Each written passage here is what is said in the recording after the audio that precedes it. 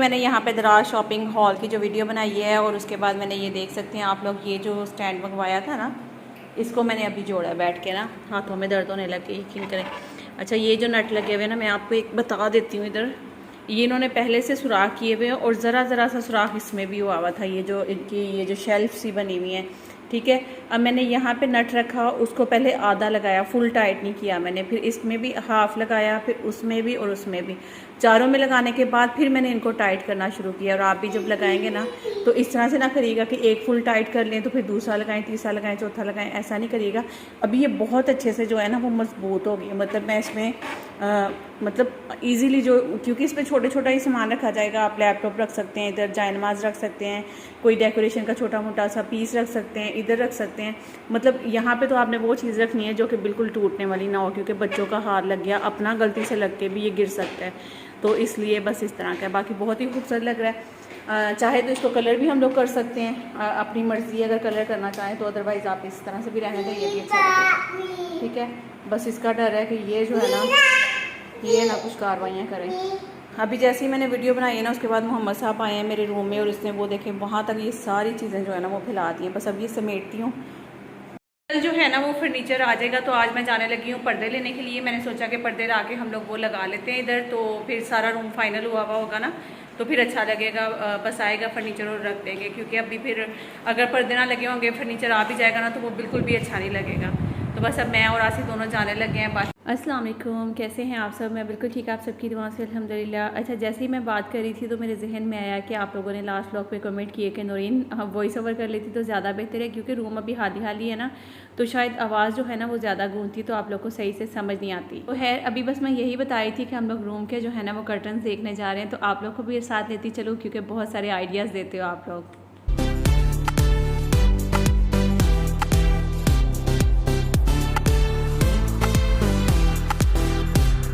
تو چلیے جی، ابھی ہم لوگ پہنچ گئے تھے، میں اور آصف دونوں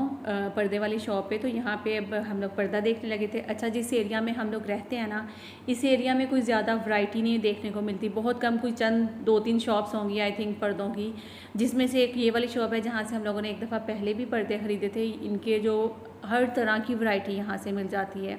مطلب جس طرح کا آپ کو سٹف چاہیے، چاہے وہ ویلویٹ میں چاہیے، آپ کو سلک میں چاہیے، یا پھر آرگینزا میں چاہیے، نیٹ پہ چاہیے، جالی پہ چاہیے، جرسی پہ چاہیے، موٹا سٹف چاہیے، مطلب جون سا بھی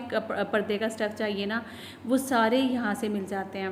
تو بس یہ ایک پلس پوائنٹ تھا اس شاپ کا، تو ہم لوگ ادھر ہی آئے تھے۔ تو یہاں پہ آنے کے بعد اب مجھے جو پردے سلیکٹ کرنے تھے وہ اس طرح کے کرنے تھے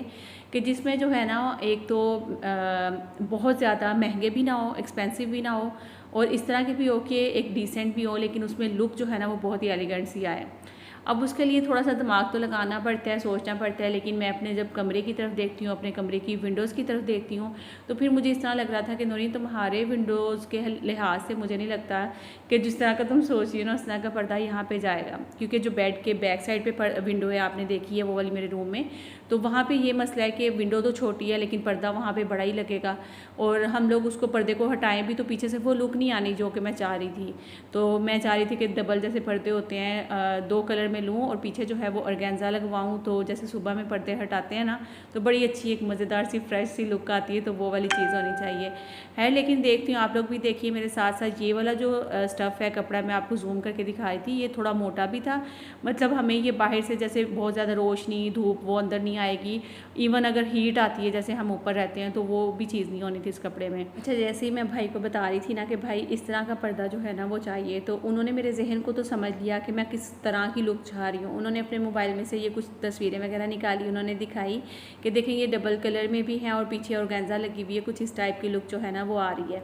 تو ہے یہاں پہ پردے تو میں نے دیکھ لیا، ان سے پوچھ بھی لیا، ریٹس بھی لے لیے اس چیز کے کہ یہ کس طرح کا لگے گا، لیکن پھر آصف کے ساتھ مشورہ کیا میں نے، اور وہاں پہ پھر کچھ ذہن جو ہے وہ چینج ہوا۔ اچھا ان ساری چیزوں میں نے ایک چیز نوٹ کی ہے کہ جب آپ لوگ کچھ سوچتے ہو نا، مطلب جو چیز آپ کے ذہن میں ہوتی ہے کبھی بھی وہ چیز ہوتی نہیں ہے، مطلب جو آپ لوگ سوچ رہے ہوتے ہیں نا کہ ہم اس طرح کا فرنیچر لیں گے، اور جب آپ بازار جاتے ہو تو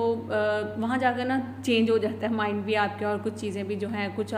سامنے والا آپ کو ایڈوائس دے رہا ہوتا ہے، کچھ ساتھ کلاتھ والا آپ کو ایڈوائس دے رہا ہوتا ہے، تو اس طرح سے وہ چیزیں چینج ہو جاتی ہیں۔ اچھا اسی طرح میں پردوں کا نا اس گھر سے سوچ کے گئی بھی تھی، لیکن جیسی شاپ پہ گئی تو وہاں پہ کچھ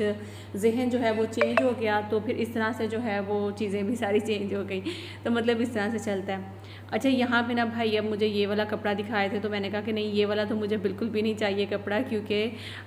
یہ جو پہلے لگا ہوا تھا نا تقریباً اسی ٹائپ کا کپڑا تھا، تو اب وہ ہٹایا تو میں کچھ اور تھوڑا سا سمپل اور ایلیگنٹ سا جو ہے نا وہ لک چاہ رہی تھی۔ اچھا تو یہاں پہ نا ہمارے جو پردے ہیں وہ فائنل ہو چکے تھے، اور ابھی بس یہاں پہ بتا رہی ہوں میں بھائی کو سارا پردوں کے بارے میں، تو انہوں نے سارا نوٹ ڈاؤن کر لیا تھا۔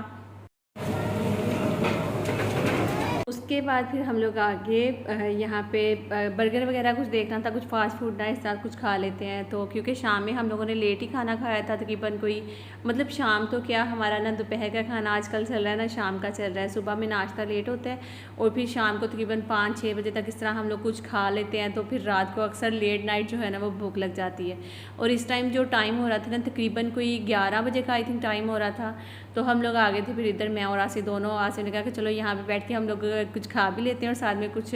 ڈسکس بھی کر لیں گے کہ کیا چیز صحیح ہے کیا نہیں ہے، کچھ اگر چینج کرنا ہے یہ وہ سب چیزیں تم یہاں بیٹھ کے مجھے بتا دو گی۔ اچھا میں نے تو اپنے لیے جو منگوایا نا وہ پھر منگوا لیا، چکن رول پراٹھا منگوا لیا تھا، اور آصف نے نا اپنے لیے منگوایا تھا برگر۔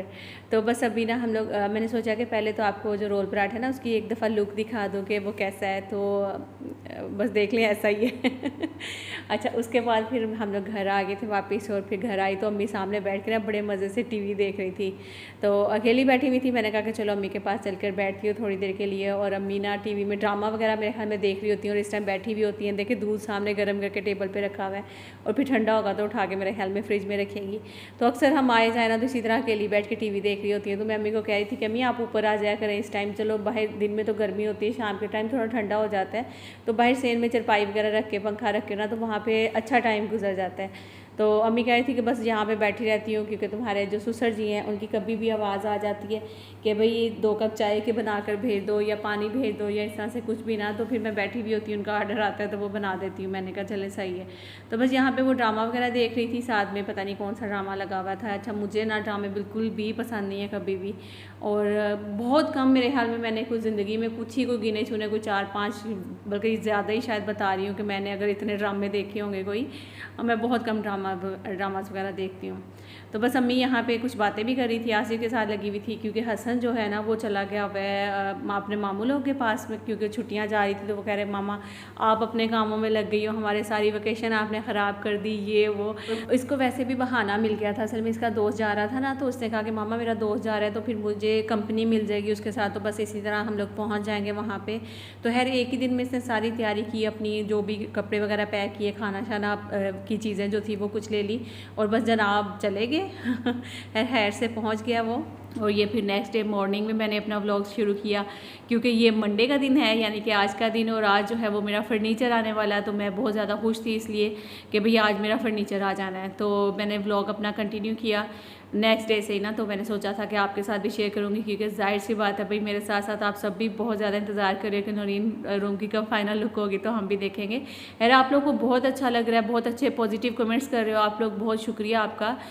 مطلب یقین کریں کہ آپ لوگ کے ساتھ شیئر کر کے نا ایسے فیل ہوتا ہے کہ جیسے میں نے کسی اپنے سگے کے ساتھ کوئی چیز شیئر کی ہے، اور آپ اتنے اچھے طریقے سے اتنے پیار سے مجھے بول رہے ہوتے ہیں کہ نورین یہ چیز یہاں پہ صحیح لگ رہی ہے، یہ یہاں نہیں صحیح لگ رہی، اس کو یہاں سے اٹھا لو، یہ یہاں رکھ لو، وہ کر لو۔ میں یقین کریں کہ مجھے نہیں لگتا کہ میں کوئی بھی بات ایسی آپ لوگ کی جو نہیں سنتی، میں ایون ہر چیز میں پہلے آپ لوگوں سے مشورہ کرتی ہوں، چاہے میں فرنیچر لینے گئی، چاہے میں گھر کا پینٹ کر رہی ہوں، چاہے میں کچھ بھی کر رہی ہوں، تو میں پہلے آپ لوگوں کے ساتھ بھی مشورہ کر دیتی ہوں، اور آپ لوگ جو کہتے ہو، کیونکہ ظاہر سی بات ہے اگر میں یہاں اپنی فیملی میں بات کروں تو اپنی فیملی سے زیادہ آپ لوگ ہو جو کہ ڈیلی مجھے دیکھ بھی رہے ہوتے ہو، اور سمجھ لیں کہ آپ لوگ میرے گھر میں آ بھی رہے ہوتے ہو اور جا بھی رہے ہوتے ہو، تو اس لیے میں کوشش یہی کر رہی ہوں کہ جو چیز آپ لوگ کو اچھی لگے نا تو میں وہی کروں، تاکہ آپ لوگ بھی جو ہے نا وہ خوش ہوں کہ نورین ہماری سن رہی ہے باقاعدہ۔ پھر بھی فی الحال کچھ چیزیں ایسی ہیں شاید کہ جو آپ لوگ کو نہیں صحیح لگ رہی، تو انشاءاللہ آہستہ آہستہ وہ سب بھی جو ہے نا آپ کی مرضی سے ہو جائیں گی۔ اچھا یہاں پہ جیسے ہی میں کیلے آم وغیرہ میں نے واش کیے، کیلے پلیٹ میں رکھے، اور ایک دم سے اتنی آج گرمی ہے شدید والی، اتنی گرمی ہے کہ میں آپ کو کیا بتاؤں، تقریباً 40 کا ٹمپریچر چل رہا تھا نا، تو ایک دم سے کالے بادل آئے، تو اتنی خوشی ہوئی، جیسے ہی میں نے دروازہ کھولا بڑی اچھی سی ٹھنڈی سی ہوا تھی، تو پھر مجھے یاد آیا کہ یار میں نے آپ لوگوں کو جو پردے لگے ہیں حال میں وہ تو دکھائی نہیں، جو روم میں میرے پردے لگے ہوئے تھے نا وہ ہم لوگوں نے یہاں پہ حال میں لگوا لی ہیں.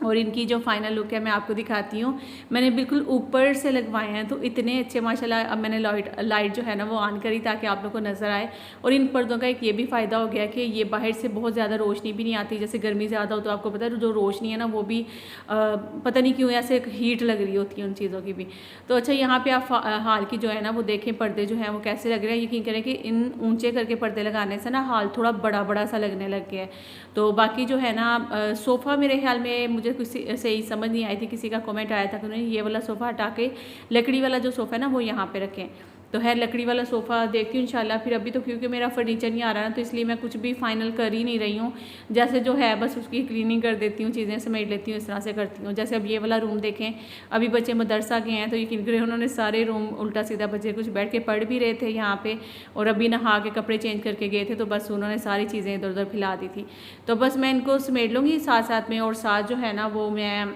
آپ لوگ کو باہر سے ایک دفعہ جو سے میں نے دکھایا اور آپ لوگ کہتے تھے کہ نورین باہر نا فائبر کی وہ ملتا ہے, شیڈ سا ملتا ہے تو وہ لگوا لیں. تو فائبر کا شیڈ میں کیوں نہیں لگوا رہی پہلے تو میں آپ کو دکھاتی ہوں یہاں سے باہر سے ہی آ کے نا, تاکہ آپ کو صحیح سے سمجھ آئے. اب یہ دیکھیں یہ ساری جو اوپر تھا نا یہ وینٹیلیشن کے لیے. اچھا کسی دن میں انشاءاللہ بڑے ڈیٹیل سے آپ کو اس گھر کے بارے میں بتاؤں گی, کیونکہ کافی کمنٹس آ رہے تھے کہ آپ لوگوں نے گھر صحیح بنوایا ہی نہیں یا یہ وہ اس طرح کے کافی مجھے کمنٹس تھے. تو میں آپ کو بتاؤں گی کہ یہ گھر جو ہے وہ کس طرح بنا ہوا تھا اور کس طرح ہم لوگ شفٹ ہوئے اور کس طرح سے یہ سب چیزیں مینیج کی ہیں ہم لوگوں نے. تو وہ انشاءاللہ بڑی ڈیٹیل سے کسی دن دکھاؤں گی. اچھا دیکھیں اب جو شیڈ لگنا ہے نا آپ خود نوٹ کریں کہ یہ اوپر وینٹیلیشن کی جتنی جالیاں نا ان سب پہ شیڈ لگے تو پھر کہیں جا کے بارش کا جو ہے نا پانی اندر آنا بند ہوگا. ادروائز جیسے ان جالیوں میں پانی جاتا ہے تو تھوڑا تھوڑا پانی جو ہے نا اندر آتا ہے اور دیواریں جو ہے نا وہ خراب ہونا شروع ہو جاتی ہیں. تو یہی ریزن ہے جس وجہ سے اس پہ شیڈ بھی نہیں لگا ہوا. پہلے جو میں نے وہ گرین والا شیڈ یہاں سارا لگایا ہوا تھا نا اس کا بڑا فائدہ تھا, ہمیں بارش کا پانی بہت کم, کیا بالکل جسے ہلکی سی فوار ہوتی ہے نا اس طرح سے اندر بس سمجھ لے کے محسوس ہوتا تھا, باقی پانی زیادہ اندر نہیں آتا تھا. لیکن وہ گرین والا شیڈ بہت ہی زیادہ برا لگتا تھا تو اس لیے ہم لوگوں نے وہ بھی اتار دیا. اچھا بادل دیکھیں کتنے خوبصورت لگ رہے ہیں ماشاءاللہ. یہاں پہ کتنے زیادہ بادل آئے, اتنا اچھا لگا. لیکن یہ جس طرح سے بادل آئے نا ایسے ہی چلے گئے, بالکل برسے بھی نہیں, اور دھوپ جو تھی نا وہ دوبارہ نکل کے آ گئی. تو آج کا جو میرا ولاگ ہے فرنیچر والے کا, اچھا میں فرنیچر کا تو بتانا آپ کو بھول ہی گئی. آج فرنیچر آنا تھا لیکن جب آصف وہاں پہ گئے تو انہوں نے کہا جی آج کا ٹائم ہمیں دے, کل انشاءاللہ آپ کے پاس فرنیچر آ جائے گا. اتنا مجھے غصہ آیا. میں نے کہا کہ دیکھیں چاہے فرنیچر ہو, چاہے آپ نے کہیں کپڑے آرڈر کے لیے دیے ہوئے یا کوئی بھی چیز ایسی جو کہ آپ بنوا رہے ہوتے ہو نا, اس کو نا آپ کو پہلے بتائیں گے آپ 10 دن بعد آ جائیں, پھر ایک ہفتے بعد آئیں, پھر 5 دن بعد آئیں, پھر 10 دن بعد آئیں, پھر ایک مطلب اس ڈیٹ کو آ جائے گا, اس ڈیٹ کو, اس طرح سے کرتے رہتے ہیں اور لیٹ کرتے رہتے ہیں. بڑا غصہ آتا ہے. تو یہیں پہ آج کا ولاگ اینڈ کرتی ہوں. دیکھیں سبھی جو ہے اپنی جالیاں گرلیں بند کر رہے ہیں. اللہ